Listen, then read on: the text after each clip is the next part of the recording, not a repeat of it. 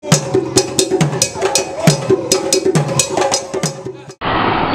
is the name of your organization? The name of my organization is Rescue Center for Orphans-Ghana. And where are you based? We are based at Kasoa, that's the Ghanaian road. What does your project do? The project is aimed at helping disadvantaged children, orphans and the needy, who through one way or the other are affected such that they cannot continue with education. So the aim of the project is to support them through the education. At the moment we aim to the secondary level, but hopefully in the future to sponsor them to the university level.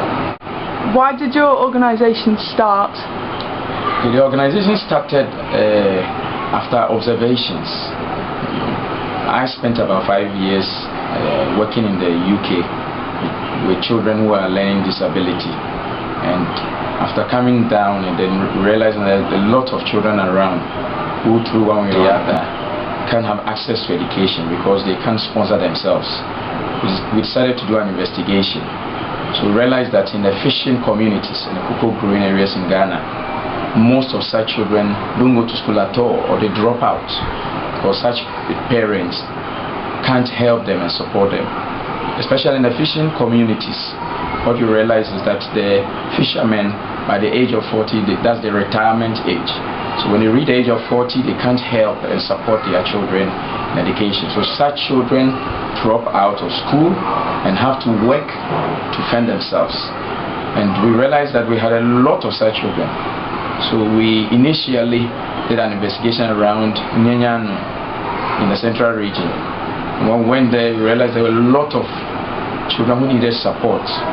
But due to our limited funds, we selected certain numbers. We had 60 children, and we are sponsoring 30 of them at the moment. And then we have also 20 of them who are footballers, but who are disadvantaged, who we are giving sponsorship to help with their schools, uniform, books, supply, and that. How do volunteers help your project? The main ways through which volunteers can help us is by helping to teach, because at the moment we have teachers having to spend whole day to teach children, teaching different subjects, which is, I think, the workload for them becomes too much. They're trying to do their best out of it, but they can't do all, so we need volunteers to assist them. At the moment we try to get caretakers for the children, but eventually that is not enough. We need people to help us through ICT skills, maybe agriculture, because we have lands where they can help access to farming, instead of having to purchase food here and there, the children. And we also need people who can assist the children. Some of them are babies, some of the children 2 years, 3 years old. So spending time with the children, singing, music, play, theater, everything that any skills that can help build a child's future, shape and mold a child's future, I think will be very, very helpful for us. What are you looking for in a volunteer? We just need volunteers who are hardworking, who are committed, who are ready to spend their time and energy to make a child happy, a child who is deprived of parenthood, make that child happy, to spend time to play with that child, and to take that child out to interesting places. We need support from such people. Do you offer accommodation for volunteers, and is there a cost involved? Yes, we do. We do offer accommodation for volunteers. Up to a maximum of 8 volunteers at a go. They are readily welcome at I'll say subsidized cost. That is cost that is to help with their feeding, but we don't charge any volunteers for that. How much does the accommodation cost? Accommodation costs between $5 to $6 a day. Do you provide food and drinks for your volunteers? Yes, we do provide food and drinks for our volunteers at a cost of about 12 cedis a day currently, but it's subject to change Can you accommodate youth groups or groups of volunteers?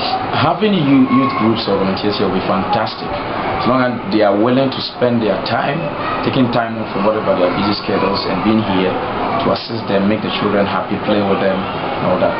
It's readily welcome. Do you have any hints and tips for volunteers who want to come and volunteer with you, including the currency they need, visas, or what to bring? Yes. Volunteers who want to come, we want to say they should give us advance notice so we can have enough time to prepare for them. Apart from anything else, we can even arrange picking them up from the airport. We can help them, because what we need is these children help for them to shape their future. So we can assist volunteers with anything, up from picking them up, food, accommodation, everything. We can support them as long as we are aware of what they require. We can do everything to support them. And how can a volunteer contact you? They can contact us or through our email address or on our phone numbers. What can volunteers bring to help your project, your organisation? Volunteers can bring us any books, whether they are used or not, to facilitate the education process. There's any used computers they have that will facilitate the ICT, or used clothing. That is very, very important to help them, because there are a lot of children we can't help right now. We want to help, we can't help due to our limited funds that we have. So any donation of any kind, in cash or kind, is readily welcome. We really appreciate that. If people want to donate not just their time but money to the organisation, how can they do this? If people want to donate money, it's also readily welcome. That they can. There's an account they can donate into. So those details are available upon request for that.